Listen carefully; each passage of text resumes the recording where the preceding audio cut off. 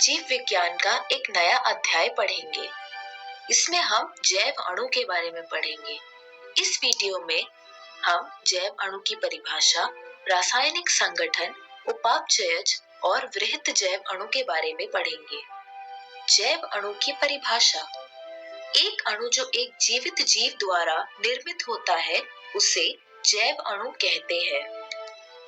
किसी भी यौगिक के लिए अगर हमें इसकी रासायनिक संरचना का विश्लेषण करना है तो हमें निम्नलिखित चरणों का पालन करना होगा।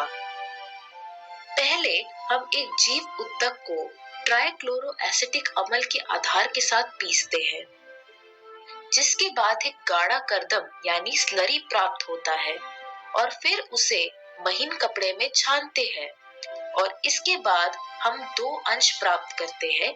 एक अंश जो अम्ल में घुला होता है उसे निषेध कहते हैं व दूसरा अंश अम्ल में अविलय है जिसे धारित कहते हैं। जीवित जीवों में अकार्बनिक तत्व और यौगिक पाए गए हैं।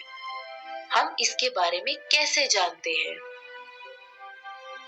जीव ऊतकों की थोड़ी मात्रा को तौलकर शुष्क कर ले, जिससे संपूर्ण जल वाष्पित हो जाता है।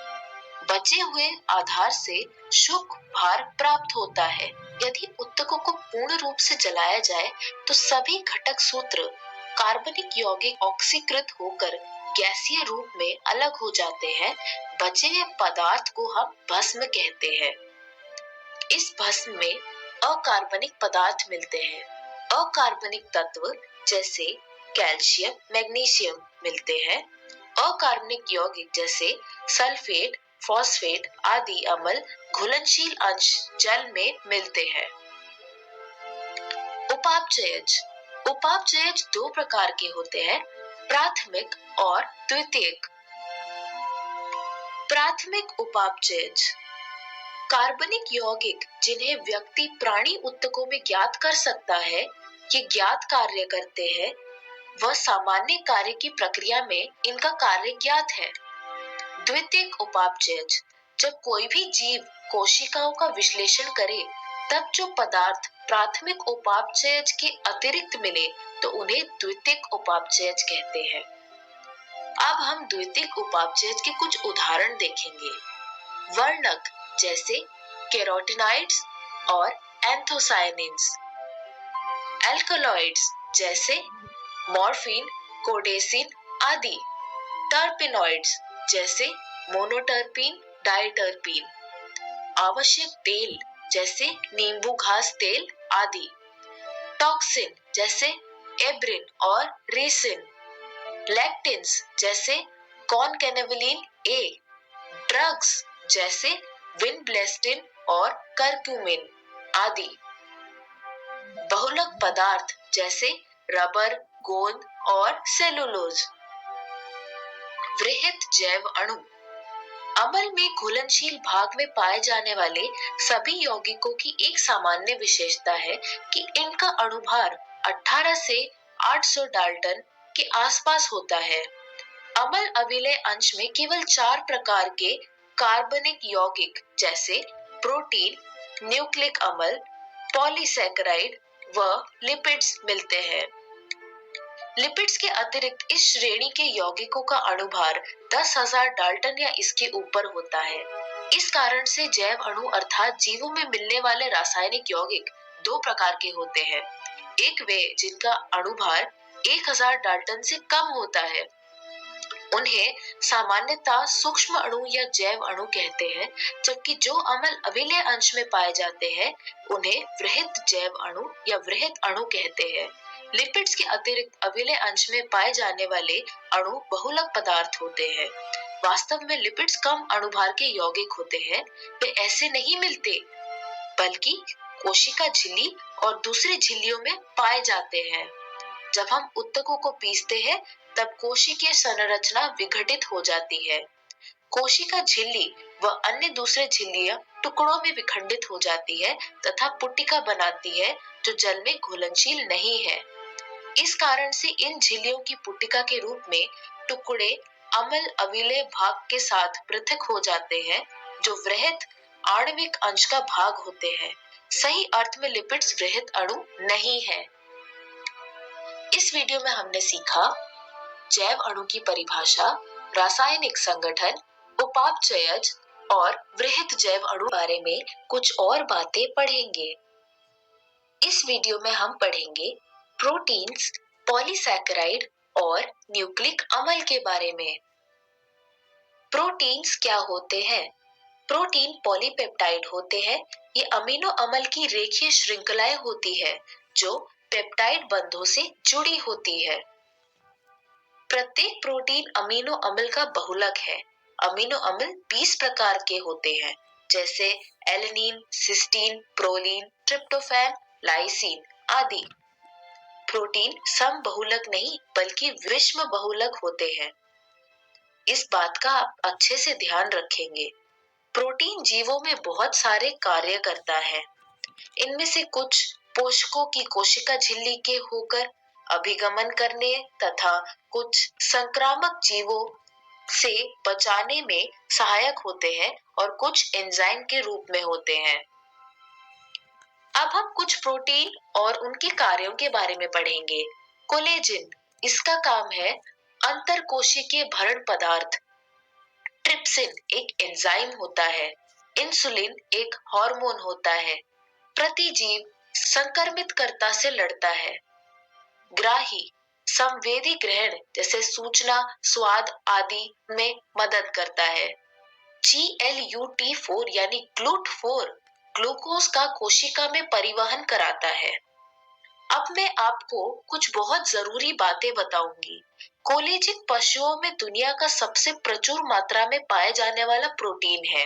Ribulose, bisphosphate, carboxylase, oxygen, rubisco पूरे जीव मंडल में सबसे प्रचुर मात्रा में पाए जाने वाला प्रोटीन है। प्रोटीन्स की संरचना। प्राथमिक संरचना। कल्पना करें कि प्रोटीन एक रेखा है तो इसके बाएं सिरे पर प्रथम व दाएं सिरे पर अंतिम अमीनो अम्ल मिलता है।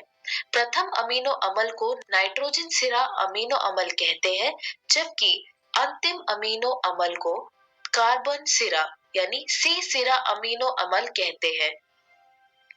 प्रोटीन की लड़ी हमेशा फैली हुई दृढ़ छड़ी जैसी रचना नहीं होती। ये लड़ी कुंडली की तरह मुड़ी हुई होती है। वास्तव में प्रोटीन की लड़ी कुछ का अंश कुंडली के रूप में व्यवस्थित होता है। प्रोटीन में केवल दक्षिणावर्ती कुंडलियां ही मिलती है। द्वितीयक संरचना। अन्य जगहों पर प्रोटीन की लड़ी दूसरे रूप में मुड़ी होती है। इन्हें अल्फा हेलिक्स और बीटा शीट के रूप में जाना जाता है। ये स्थिर तय पैटर्न एक प्रोटीन का द्वितीयक संरचना बनाते हैं।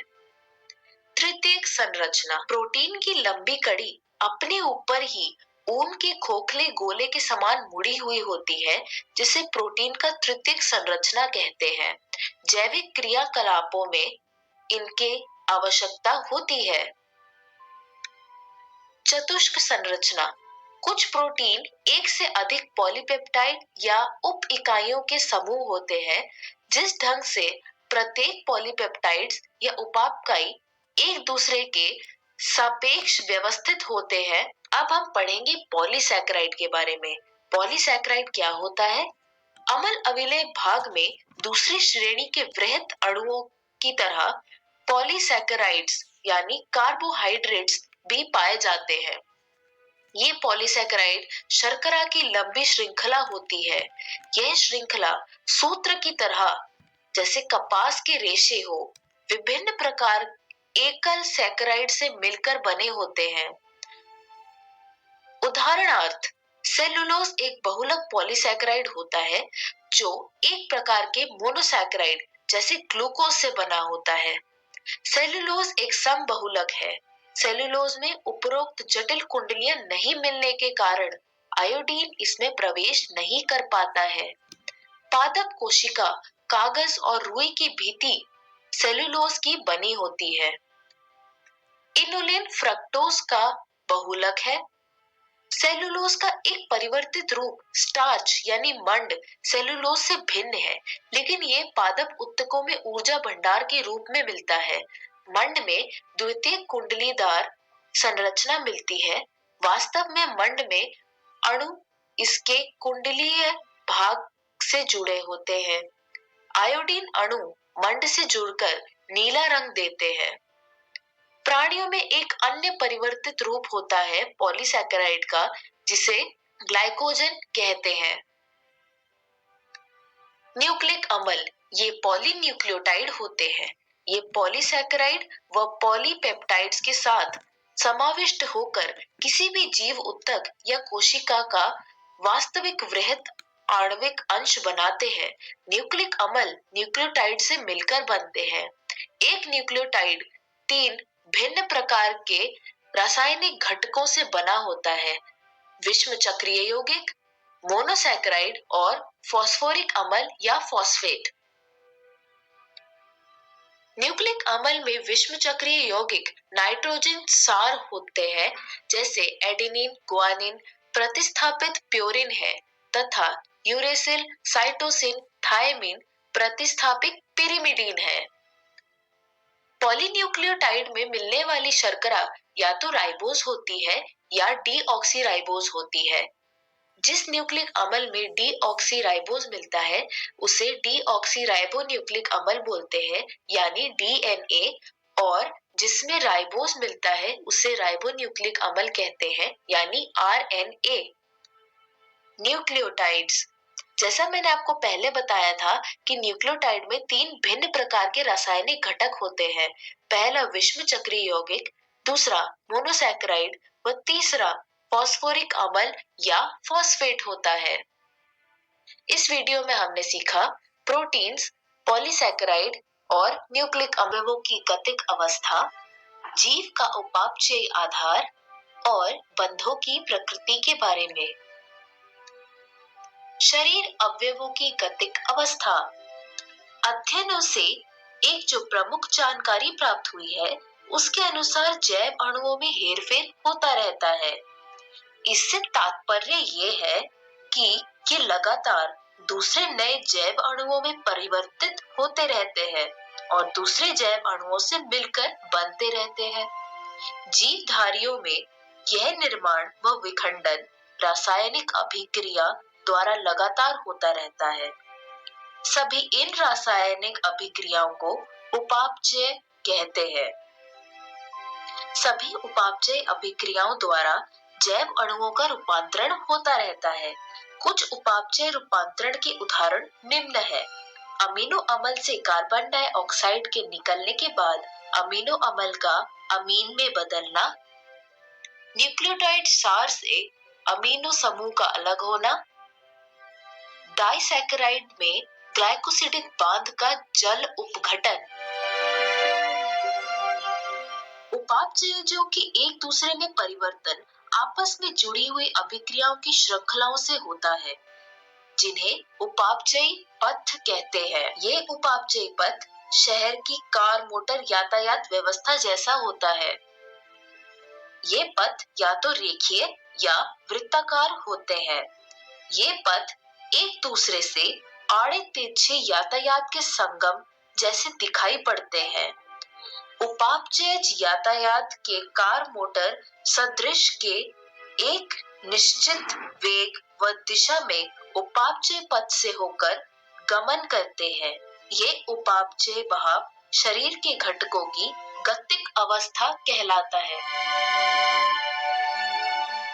निर्वात गति के बिना दुर्घटना के स्वस्थ अवस्था बनाए रखने के लिए होता है। इन उपापचय अभिक्रियाओं की दूसरी विशेषता ये है कि प्रत्येक रासायनिक क्रिया उत्प्रेरित अभिक्रियाएं हैं। जीव तंत्र में कोई भी उपापचय रूपांतरण बिना उत्प्रेरक के संपन्न नहीं होता। जीव तंत्र में यह एक उत्प्रेरित अभिक्रिया होती है। उत्प्रेरक जो किसी उपापचय रूपांतरण की गति को बढ़ाते हैं वे भी प्रोटीन होते हैं। ये प्रोटीन जिनमें उत्प्रेरण की क्षमता होती है उन्हें एंजाइम कहते हैं। जीव का उपापचयी आधार। उपापचयी पथ द्वारा साधारण पदार्थों से जटिल पदार्थ जैसे एसिटिक अम्ल से कोलेस्ट्रॉल बनना व जटिल पदार्थों से सरल पदार्थों जैसे कंकाली पेशियों में ग्लूकोज से लैक्टिक अम्ल का निर्माण होता रहता है। ये दो प्रकार से संभव है, उपचयी पथ और अपचयी पथ। आइए इनके बारे में एक एक करके पढ़ते हैं। उपचयी पथ, इसमें ऊर्जा खर्च होती है, जैसे अमीनो अम्लों से प्रोटीन निर्माण में ऊर्जा की आवश्यकता होती है। अपचयी पथ, इसमें ऊर्जा की रिहाई होती है। यही उपापचयी पथ जिसके द्वारा ग्लूकोज से लैक्टिक अम्ल का निर्माण होता है 10 उपापचय चरणों में पूर्ण होता है तथा इसे ग्लाइकोलिसिस कहते हैं। ये एक बहुत ही महत्वपूर्ण पॉइंट है। बंधों की प्रकृति, पहले हम देखते हैं पेप्टाइड बंध। ये प्रोटीन में पाया जाता है। किसी भी पॉलीपेप्टाइड या प्रोटीन में अमीनो अम्ल पेप्टाइड बंध द्वारा जुड़ा होता है, जो एक अमीनो अम्ल के कार्बोक्सिल यानी COOH समूह व अगले अमीनो अम्ल के अमीनो NH समूह के बीच में अभिक्रिया के उपरांत जल अणु के निकलने के बाद बनता है। इस प्रक्रिया को निर्जलीकरण कहते हैं। ग्लाइकोसिडिक बंध, ये पॉलीसैकेराइड में पाया जाता है। एक पॉलीसैकेराइड में मोनोसैकेराइड संभवतः ग्लाइकोसिडिक बॉन्ड द्वारा जुड़े होते हैं। ये बंध भी निर्जलीकरण द्वारा बनता है। ये बंध पास के दो मोनोसैकेराइड के दो कार्बन परमाणु के बीच बनता है। फॉस्फोडाइएस्टर बंध, ये न्यूक्लिक अम्ल में पाया जाता है। न्यूक्लिक अम्ल में एक न्यूक्लियोटाइड के एक शर्करा का तीसरा कार्बन अनुवर्ती न्यूक्लियोटाइड की शर्करा के पांचवें कार्बन से फॉस्फेट समूह द्वारा जुड़ा होता है। शर्करा के फॉस्फेट व हाइड्रोक्सिल समूह के बीच का बंध एक एस्टर बंध होता है। एस्टर बंध दोनों तरफ मिलता है, इसीलिए हम इसे फॉस्फोडाइएस्टर बंध कहते हैं। इस वीडियो में हमने सीखा शरीर अवयवों की गतिक अवस्था, जीव का उपापचयी आधार, बंधों की प्रकृति, एंजाइम क्रिया की प्रकृति, एंजाइम का वर्गीकरण और सहकारक। एंजाइम क्या होते हैं? लगभग सभी एंजाइम प्रोटीन होते हैं। कुछ न्यूक्लिक अम्ल एंजाइम की तरह व्यवहार करते हैं। इन्हें राइबोजाइम्स कहते हैं। किसी भी प्रकार के एंजाइम को रेखीय चित्र द्वारा चित्रित कर सकते हैं। एक एंजाइम में भी प्रोटीन की तरह प्राथमिक संरचना मिलती है, जो एमिनो अम्ल की श्रृंखला से बना होता है। प्रोटीन की तरह एंजाइम भी द्वितीयक व तृतीयक संरचना में मिलती है। जब आप तृतीयक संरचना को देखेंगे तो ध्यान देंगे कि प्रोटीन श्रृंखला का प्रमुख भाग अपने ऊपर स्वयं कुंडलित होता है और श्रृंखला स्वयं आड़ी तिरछी स्थित होती है। इससे बहुत सी दरार या थैलियां बन जाती है। इस प्रकार की थैली को सक्रिय स्थल कहते हैं। एंजाइम के सक्रिय स्थल वे दरार या थैली है जिनमें क्रियाधार आकार व्यवस्थित होते हैं। रासायनिक अभिक्रियाएं, रासायनिक अभिक्रियाएं एंजाइम्स में क्या होती है? इससे पहले ये समझ लेना आवश्यक है कि रासायनिक अभिक्रिया क्या होती है। रासायनिक यौगिकों में दो तरह के परिवर्तन होते हैं। पहला भौतिक परिवर्तन, जिसमें बिना बंध टूटे हुए यौगिक के आकार में परिवर्तन होता है। अन्य भौतिक प्रक्रिया में द्रव की अवस्था में परिवर्तन होता है, जैसे बर्फ का पिघलकर पानी में परिवर्तित होना या फिर पानी का वाष्प में बदलना। ये भौतिक प्रक्रियाएं हैं। रूपांतरण के समय बंधों का टूटना व नए बंधों का निर्माण होना रासायनिक अभिक्रिया होती है। भौतिक व रासायनिक अभिक्रियाओं की दर अन्य कारकों के साथ साथ तापक्रम द्वारा प्रभावित होती है। यह सर्वमान्य नियम है कि प्रत्येक 10 डिग्री सेंटीग्रेड तापक्रम के बढ़ने या घटने पर अभिक्रिया की दर क्रमशः द्विगुणित या आधी हो जाती है। उत्प्रेरित अभिक्रियाएं अनुत्प्रेरित अभिक्रियाओं की अपेक्षा उच्च दर से संपन्न होती है।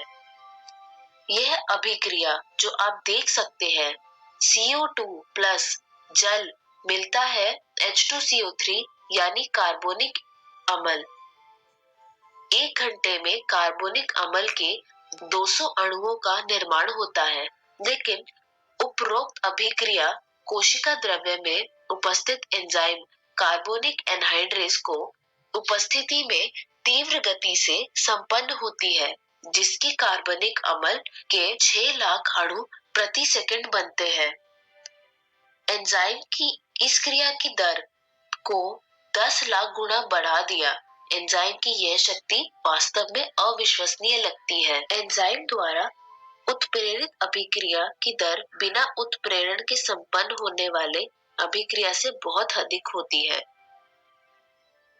क्रियाधार यानी सबस्ट्रेट, जिसे हम S से डिनोट करते हैं, एंजाइम की सक्रिय स्थल जो दरार या पुटिका के रूप में होता है, उससे जुड़ा होता है।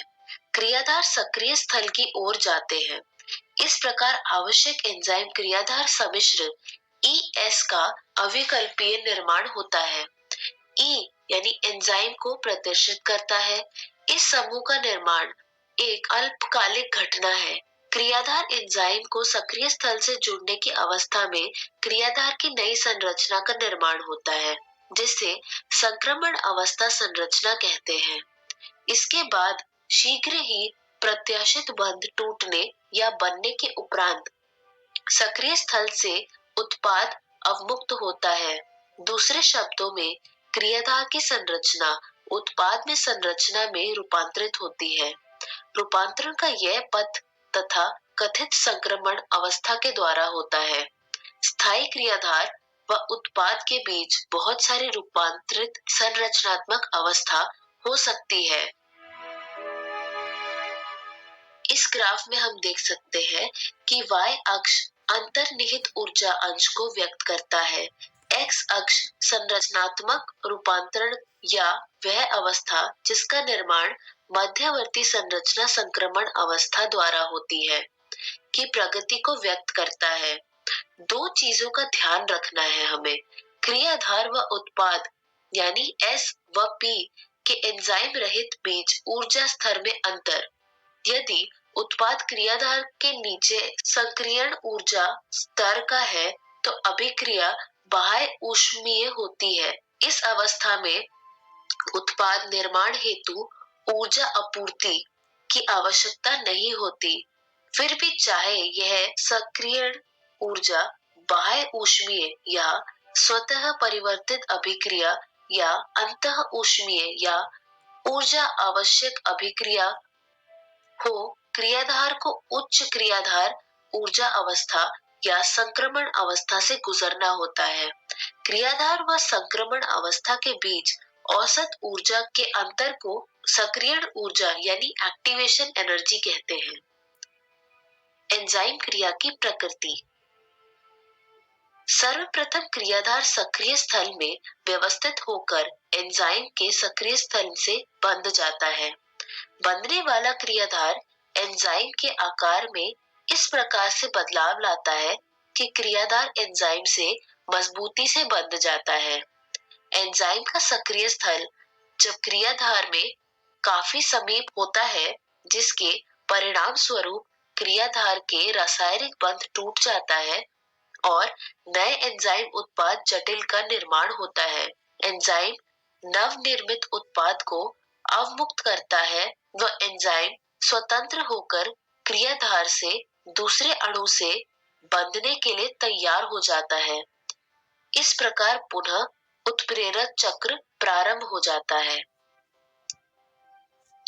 एंजाइम क्रियाधार को प्रभावित करने वाले कारक।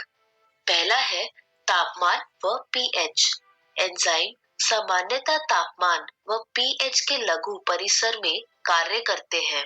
प्रत्येक एंजाइम की अधिकतम क्रियाशीलता एक विशेष तापक्रम व पीएच पर ही होती है, जिसे क्रमशः इष्टतम तापमान व पीएच कहते हैं। इस इष्टतम मान के ऊपर या नीचे होने से क्रियाशीलता घट जाती है। निम्न तापक्रम एंजाइम को अस्थायी रूप से निष्क्रिय अवस्था में सुरक्षित रखता है, जबकि उच्च तापक्रम एंजाइम की क्रियाशीलता को समाप्त कर देता है, क्योंकि उच्च तापक्रम एंजाइम के प्रोटीन को विकृत कर देता है।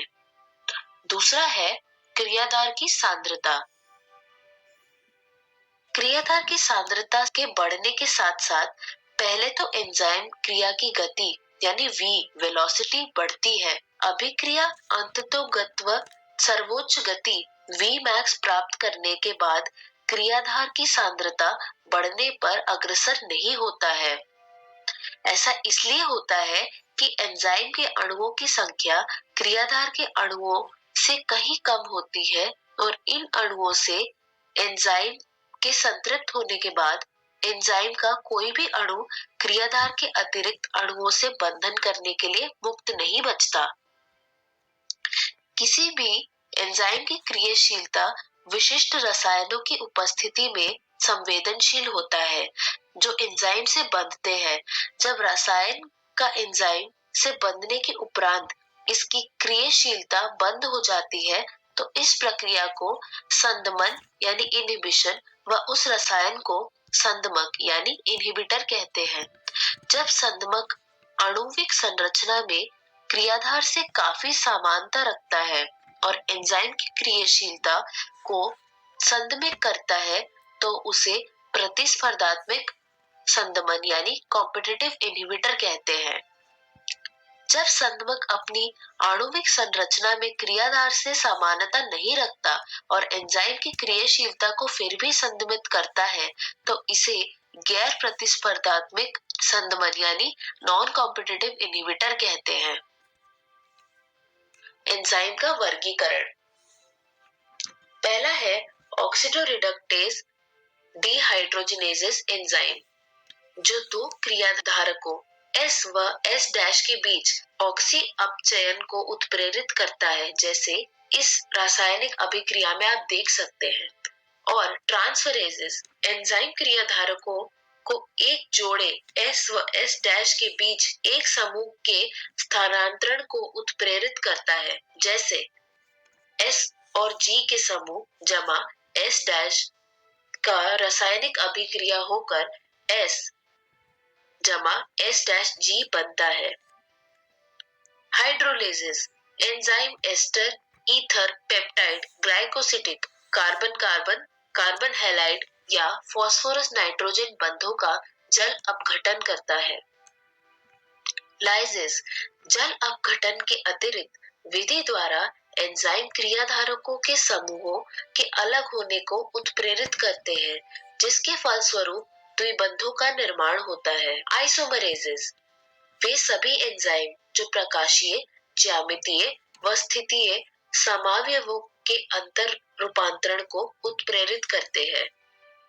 लाइगेजेस एंजाइम दो यौगिकों के आपस में जुड़ने को उत्प्रेरित करते हैं, जैसे एंजाइम जो carbon oxygen, carbon sulphur, carbon nitrogen व फास्फोरस ऑक्सीजन के बंधों के निर्माण के लिए उत्प्रेरित करते हैं।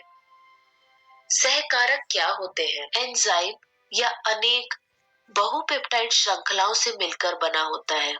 फिर भी कुछ स्थितियों में इतर प्रोटीन अवयव, जिसे सहकारक कहते हैं, एंजाइम से बंधकर उसे उत्प्रेरक सक्रिय बनाता है।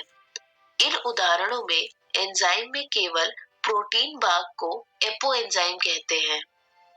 सहकारक तीन प्रकार के होते हैं: प्रोस्थेटिक समूह, सह एंजाइम और धातु आयन। इनके बारे में हम एक एक करके समझते हैं। प्रोस्थेटिक समूह कार्बनिक यौगिक होते हैं और यह अन्य सहकारक उसे इस रूप से भिन्न होते हैं कि ये एपोएंजाइम से दृढ़ता से बंधे होते हैं। उदाहरण स्वरूप एंजाइम परऑक्साइडेज व कैटालेज को जो हाइड्रोजन परऑक्साइड को ऑक्सीजन व पानी में विखंडित करते हैं। हीम प्रोस्थेटिक समूह होता है जो एंजाइम के सक्रिय स्थल से जुड़ा होता है। सह एंजाइम ये भी कार्बनिक यौगिक होते हैं और इनका संबंध एपोएंजाइम से अस्थायी होता है, जो सामान्यतः उत्प्रेरण के दौरान बनता है। सह एंजाइम विभिन्न एंजाइम उत्प्रेरित अभिक्रियाओं में सहकारक के स्वरूप में कार्य करता है। उनके सह एंजाइम का मुख्य रासायनिक अवयव विटामिन होते हैं। धातु आयन। कई एंजाइम की क्रियाशीलता हेतु धातु आयन की आवश्यकता होती है, जो सक्रिय स्थल पर पार्श्व श्रृंखला से समन्वय बंध बनाते हैं और उसी समय एक या एक से अधिक समन्वय बंध द्वारा क्रियाधारकों से जुड़े होते हैं। जैसे प्रोटियोलिटिक एंजाइम कार्बोक्सीपेप्टाइडेज से जिंक के सहकारक से जुड़ा होता है। एंजाइम से यदि यह सहकारक को अलग कर दिया जाए तो इनकी उत्प्रेरक क्रियाशीलता समाप्त हो जाती है। इससे स्पष्ट है कि एंजाइम की उत्प्रेरक क्रियाशीलता हेतु ये निर्णायक भूमिका अदा करते हैं। इस वीडियो में हमने सीखा एंजाइम, एंजाइम क्रिया की प्रकृति, एंजाइम का वर्गीकरण और सहकारक।